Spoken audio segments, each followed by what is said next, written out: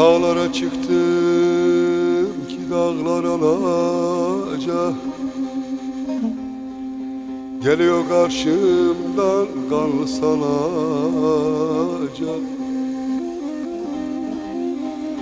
Bir kardeşim yok ki salam ilaca.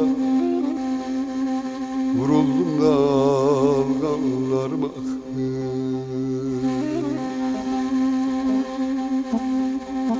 Vuruldum dalgalarıma akıyor. Zalim düşman dönmüş geri bakın. Vuruldum dalgalarıma akıyor. Zalim düşman dönmüş geri bakın.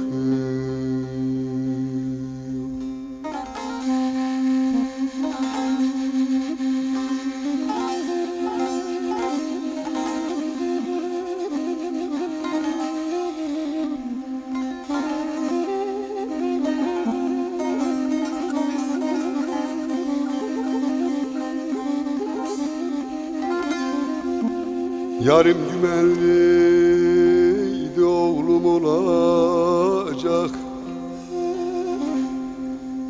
Oğlum olup ocağımı yakacak.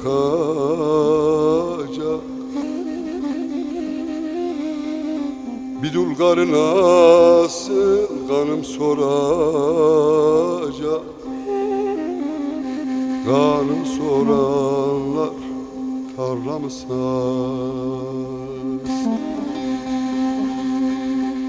Bir dul karı nasıl kahve çalacak. Davamı soranlar tarlamı sarsın.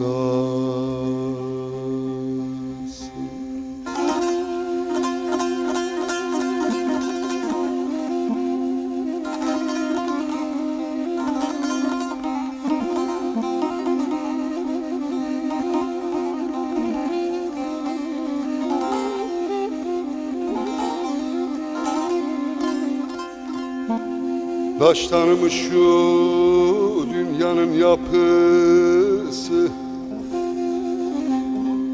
Bana düşman imiş köyün hepsi.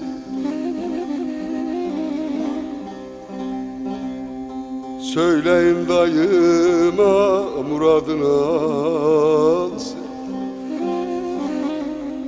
Kilitli kaldı yeğenimin kapısı. Söyleyin kardeşime muradını alsın. Kilitli kaldı kardeşinin kapısı.